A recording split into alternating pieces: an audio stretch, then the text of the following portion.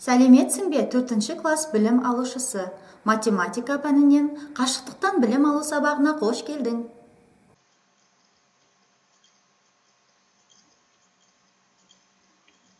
Сабақтың тақырыбы санды және әріпті өрнектер.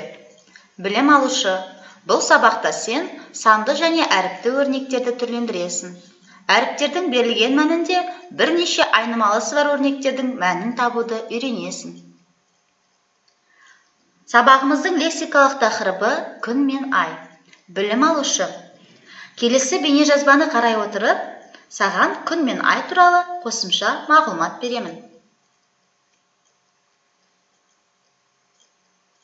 Күн жерден 100 есе үлкен және оның салмағынан 333 мың есеге көп. Күннің орасан салмағы ғаламшарлар мен күн жүйесінің басқа денелерін өз орбитасында ұстап тұратын үлкен тартылыс күшін тудырады. Күннің ішінде лаулап жанған газдар орасан зор мөлшердегі энергияны одан жылу мен жарық түрінде шығарады. Күннің жарығы ай сияқты күн жүйесіндегі басқа денелермен шағылысып, бізге оларды көруге мүмкіндік береді. Күн біздің ғаламшардан 150 миллион километр қашықтықта болғанына қарамастан, күннің энергиясы жердегі тіршілікті жарық және жылумен қамтамасыз етеді.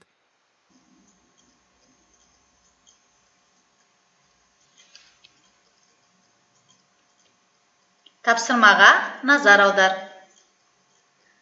Берілген деректер мен сызба бойынша есеп құрастырып және оны шығарайық.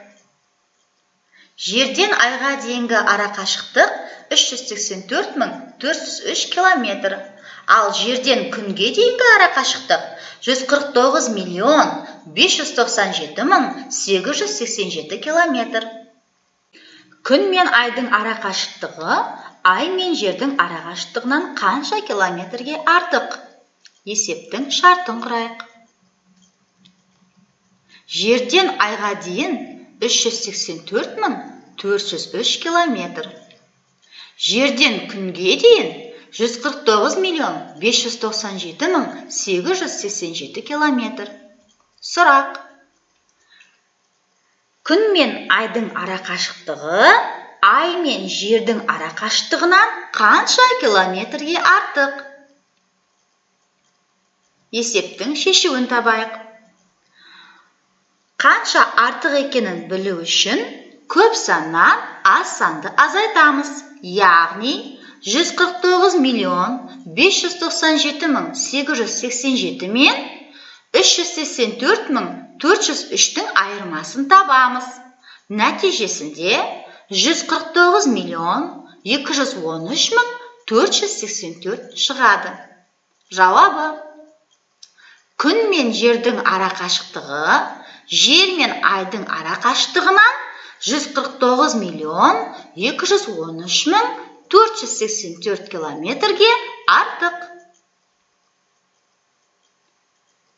Өткен сабағымыздағы ықшамдауды еске түсіре отырып, мына тапсырмаларды орындайық.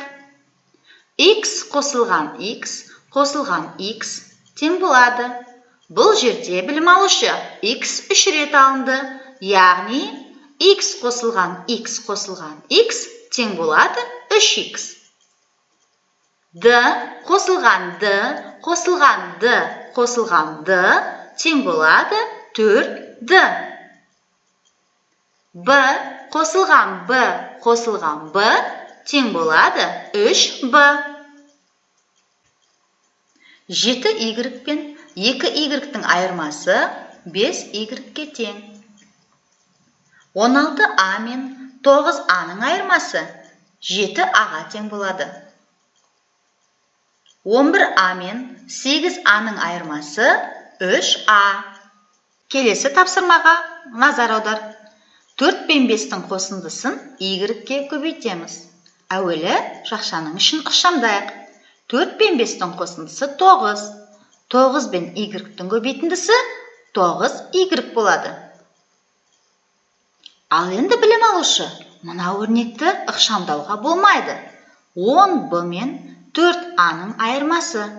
Бұл өрнек ықшамдалмайды. Себебі бұл өрнектегі айнымалылардың мәні әртүрлі. Есіңде сақта. Айнымалы әртүрлі мәндер қабылдай алатын шама. Бірнеше айнымалысы бар өрнектерді де ықшамдауға болады. Содан кейін әріптердің берілген мәнінде өрнектің мәнін табу керек. Осыған байланысты келесі тапсырмаларды орындайтын боламыз. Мұқият бол. Бірнеше айнымалысы бар өрнектерді түрлендір және әріптердің берілген мәнінде өрнектерді есепте. Мұндағы Б 2-ге тең, С 5-ге тең. 717 Б мен 84 Б-ның айырмасына 88 С-ны қосамыз. 717 Б мен 84 Б-ны ықшамдаймыз. Нәтижесі 633 Б. 633 Б мен 88 С-ның қосындысын табайық. Б мен С-ның орындарына берілген сандарды қоямыз. 633 пен 2-ның көбейтіндісіне 88 пен 5-дің көбейтіндісін қосамыз. 633 пен 2-ның көбейтіндісі 1266. 88 пен 5-дің көбейтіндісі 440. 1266 мен 440-тың қосындысы 1706-ға тең болады. Келесі өрнекті қарайық. Мұндағы С-ның мәні 5, Д-ның мәні 7-ге тең. Д мен С-ның қосындысының 25 пен көбейтіндісіне 34 пен Д-ның көбейтіндісін қосамыз. Жақшаның ішіндегі Д мен С-ны жеке-жеке көбейтудің үлестірімділік қасиетін қолдана отырып 25 санына көбейтеміз. Яғни 25 пен Д-ның көбейтіндісіне 25 пен С-ның көбейтіндісін қосып, оған 34 пен Д-ның көбейтіндісін қосамыз. Сонда 25 пен 7-ның көбейтіндісіне 25 пен 5-дің көбейтіндісін қосып, оған 34 пен 7-ның көбейтіндісін қосамыз. Есептейік.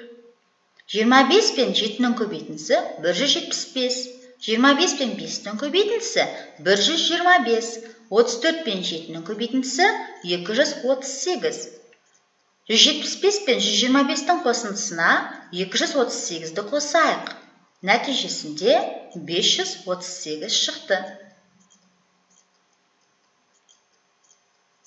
Білім алушы, осы сабақта үйренген біліміңді пайдалана отырып, мына тапсырмаларды үйден орындауға ұсыныс жасаймын.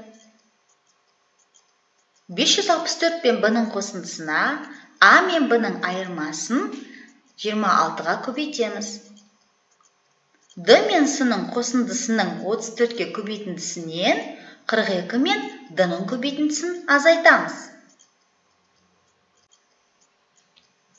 Білім алушы, сен осы сабақта санды және әріпті өрнектерді түрлендіруді, бірнеше айнымалысы бар өрнектердің мәнін табуды үйрендің. Сабақ аяқталды. Сау бол.